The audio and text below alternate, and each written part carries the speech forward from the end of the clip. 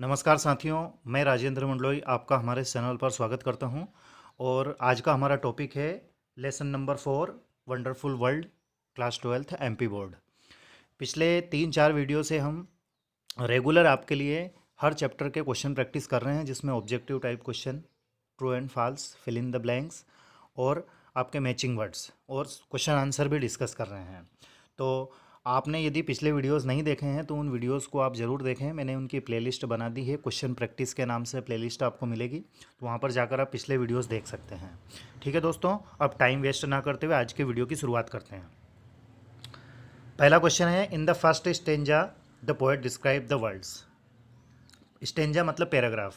कविता का जो पहला पद है उस पद में लेखक किसका वर्णन करता है ना, दुनिया के किस चीज़ का वर्णन करता है, जैसे ब्यूटी, वैल्यूज़, ग्रेटनेस या वेस्टनेस।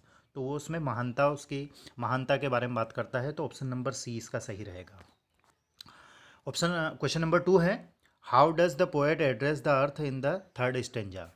तीसरे स्टेंजा में कवि पृथ्वी को किस प्रकार से बताता है, तो वह पृथ्वी को फ्रेंडली बताता है। ऑप्शन नंबर सी इसका सही रहेगा। क्वेश्चन नंबर 3 है, there is wonderful grass on the world. दुनिया के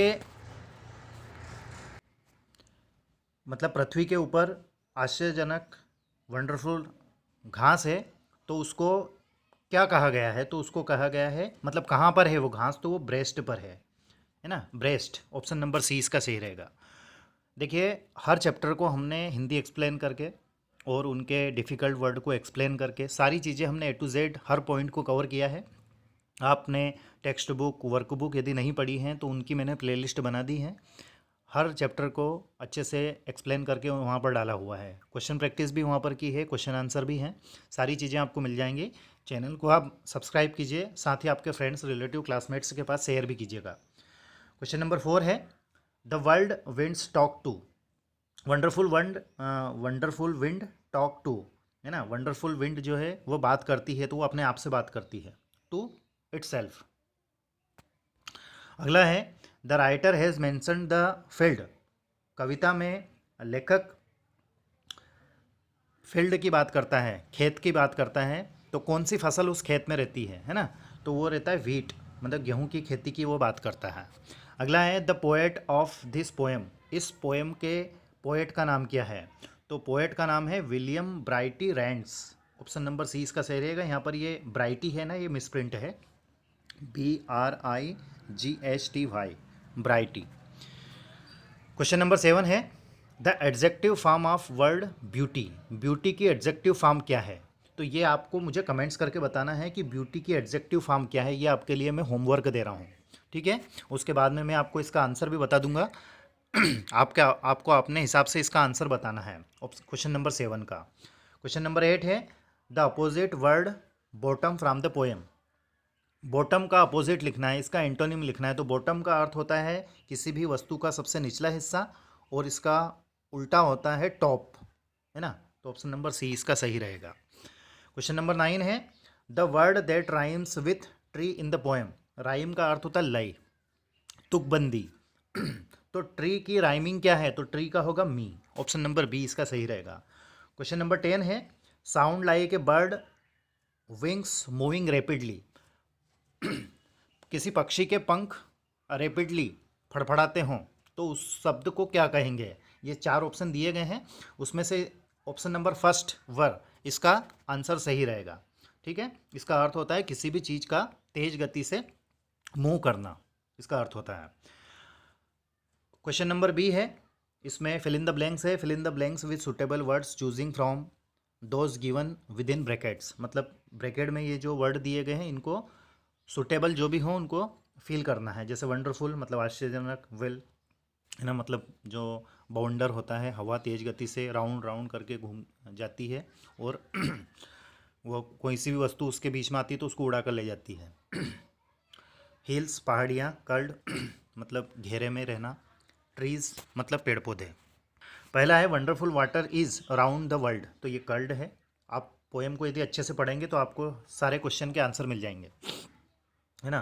तो कर्ल्ड आएगा पहले में। दूसरा में, there is grass upon the world's breast, है ना। तो वंडरफुल ग्रास है, ऑप्शन नंबर फर्स्ट है इसका सही रहेगा दूसरे के लिए। दूसरा है द विंड द माइल्स। तो विंड क्या करती है? विल्स, है ना, बाउंडर की तरह घूमते घूमते पहाड़ियों तक जाती है। अगला है the wind talks to itself on the top of the hills, मतलब पहाड़ियों की चोटी पर जाकर अपने आप से बात करती है। The wonderful wind shakes the, shake मतलब हिलाना, तो ट्री मतलब पेड़ों को हिलाती है। अगला है question number C, right true and false against the sentence, मतलब सेंटेंस के आगे आपको ट्रू एंड फॉल्स लिखना है कि सही है गलत है according to the poem. Poem में बताया गया है the earth is friendly to man, बिल्कुल सही बात है, बताया गया है तो ये सत्य है। The poet at first feels that he is greater than the earth, तो ये बात गलत है, क्योंकि शुरुआत में उसे ऐसा लगता है कि पृथ्वी के सामने मैं एक डॉट हूँ, है ना, दशमलव मात्र हूँ, तो ये बात गलत है, बाद में उसको एहसास होता है। तो ऑप्शन नंबर टू जो है ये फॉल्स है, गलत है ना। A man is only dot on the earth, है ना, बिल्कुल सही बात है, तो ये भी ट्रू है।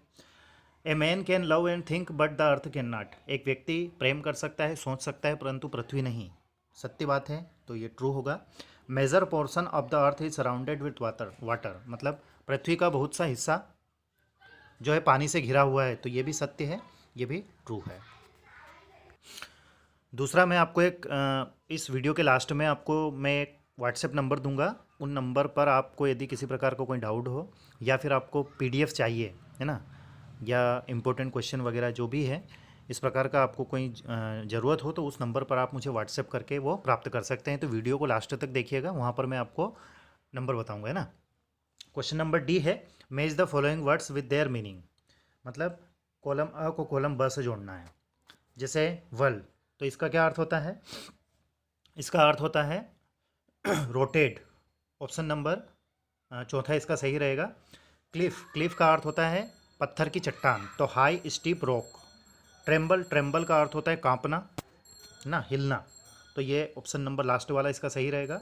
ड्रेस्ड, ड्रेस्ड का अर्थ होता है कपड़े, है ना, जब आप पोएम को अच्छे से पढ़ेंगे तो वहाँ पर आपको लिखा हुआ मिलेगा कि worlds you are beautifully dressed, है ना, मतलब दुनिया तुमने बहुत ही सुंदर कपड़े पहने हैं, तो ये इसका रहेगा क्लॉथ। कर्ल्ड का अर्थ होता है सराउंडेड, घेरे हुए रहना, तो ऑप्शन नंबर थर्ड इसका सही रहेगा।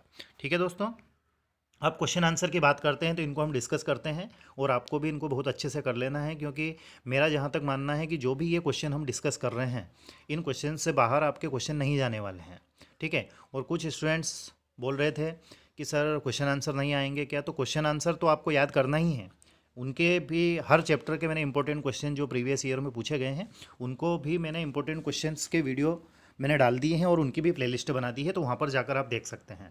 साथ ही राइटिंग स्किल की यदि हम बात करें, जिसमें लेटर, एप्लीकेशन, है ना, और आपका जैसे नोट मेकिंग, समरी है, एडवर्टाइजमेंट है, रिपोर्ट है, कंपोजिशन है, ये सारी चीज़ें आपको राइटिंग स्किल की प्लेलिस्ट में मिल जाएंगी। और भी हम इंपॉर्टेंट चीज़ें आपके लिए प्रोवाइड करेंगे, लेकिन हर चीज़ का एक समय है, मतलब धीरे धीरे ही होगी, ऐसा नहीं है कि एक साथ हम सारी चीज़ें आपको कवर करा दें, है ना। आप बिल्कुल निश्चिंत रहिए, सारी चीज़ें आपको मिलेंगी। पहला क्वेश्चन है who is poet of the poem, मतलब पोएम का पोएट कौन है, तो विलियम ब्राइटी रैंड्स है। तो आंसर कैसे लिखेंगे? हु के स्थान पर लिखेंगे William Brighty Rands is the poet of this poem, ये आपका आंसर हो जाएगा। अगला है who is greater the man or earth, बड़ा कौन है? Who is greater the man or earth, तो अकॉर्डिंग टू द पोएम जो है ये तो आप मुझे कमेंट्स करके बताएंगे, क्योंकि पोएम हमने बहुत अच्छे से पढ़ी है और उसमें आपने उसको कितना समझा है ये इस क्वेश्चन से पता चलेगा, है ना। तो ये आपके लिए होमवर्क दे रहा हूँ मैं कि पृथ्वी बड़ी है या कोई इंसान बड़ा है, ठीक है। Who is greater the man or earth, ये आपके लिए होमवर्क है। क्वेश्चन नंबर थर्ड है which word has been used in the poem for island, island के लिए इस पोएम में कौन से शब्द का इस्तेमाल किया गया है। तो आप जब पढ़ोगे तो जो तीसरा स्टेंजा है, मतलब थर्ड स्टेंजा में आप देखेंगे इस एक शब्द का इस्तेमाल हुआ है, वो लाइन में पढ़ देता हूँ। The with cities gardens and cliffs and isles, वहाँ पर लिखा हुआ है ISLES, ये आइलैंड के लिए इस्तेमाल किया गया है, ठीक है। आयल बोलते हैं इसको, एस साइलेंट रहता है, और ये आइलैंड है, क्या है ये आइलैंड। तो यहाँ पर हम लिख सकते हैं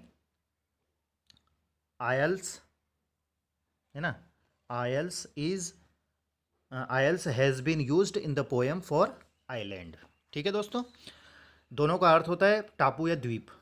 क्वेश्चन नंबर 4 है to say something very quietly using your breath, मतलब धीरे से कुछ कहना और हमारी सांस का इस्तेमाल करके, तो उसको अंग्रेजी में बोलते हैं विस्पर।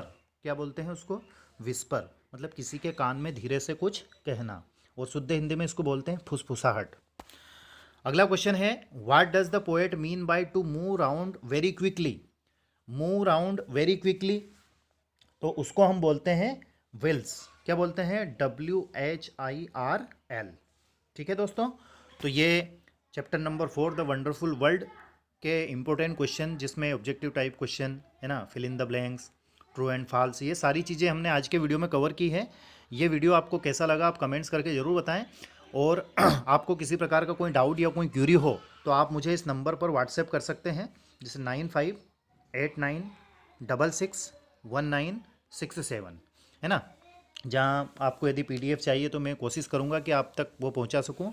इसके बावजूद भी आप और भी कुछ चाहते हैं तो आप डिमांड कर सकते हैं, मैं कोशिश करूँगा आपकी प्रॉब्लम सॉल्व करने की। ठीक है दोस्तों, वीडियो कैसा लगा कमेंट्स करके ज़रूर बताएं, साथ ही आपके फ्रेंड्स, रिलेटिव, क्लासमेट्स के पास हमारे इन वीडियोज़ को शेयर करें। Thank you very much for watching and please take care of yourself. Thank you once again.